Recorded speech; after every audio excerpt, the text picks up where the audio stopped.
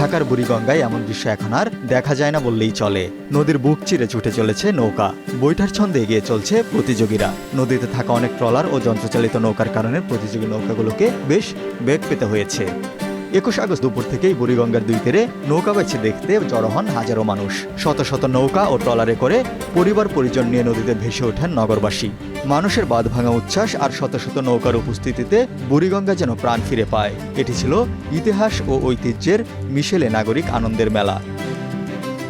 রাজধানী হিসেবে ঢাকার ৪১৬ বছর পূর্তিকে সামনে রেখে নগরবাসীর মধ্যে শহরের প্রতি মমত্ববোধ, ভালোবাসা ও দায়িত্বশীলতা জাগিয়ে তুলতে ঢাকার দক্ষিণ সিটি কর্পোরেশন আয়োজন করেছে মাসব্যাপী হৃদয়ে ঢাকা ৪১৬ উৎসব।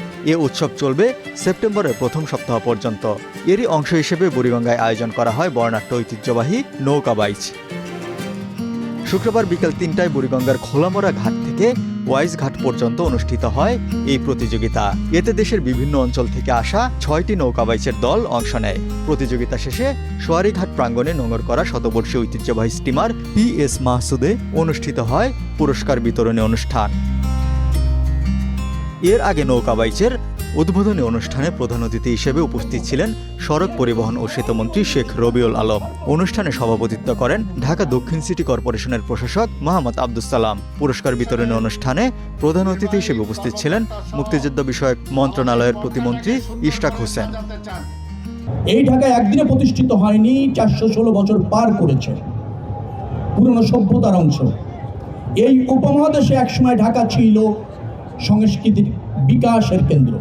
ঘন দুর্বৃত্তায়ন, নদী দখল, নদীর সৌন্দর্য নষ্ট, কোন শিল্প গোষ্ঠী বলেন, এলাকার আধিপত্য বলেন, কর্তৃত্ববাদী গোষ্ঠী বলেন, সৌন্দর্য নষ্ট করতে দেওয়া যাবে না, দেওয়া হবে না।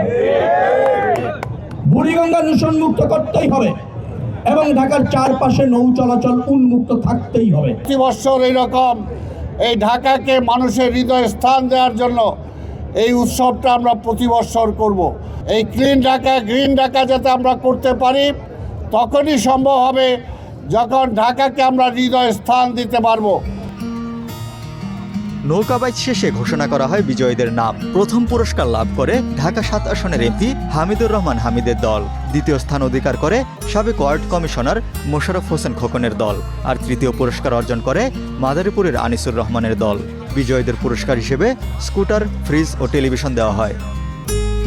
পুরনো ঐতিহ্যকে ফিরিয়ে আনার এই আয়োজনের মধ্য দিয়ে মুখর হয়ে ওঠে বুড়িগঙ্গা। একই সঙ্গে উঠে এসেছে বুড়িগঙ্গা দূষণমুক্ত ও নৌকা চলাচলের উপযোগী করার প্রয়োজনীয়তাও।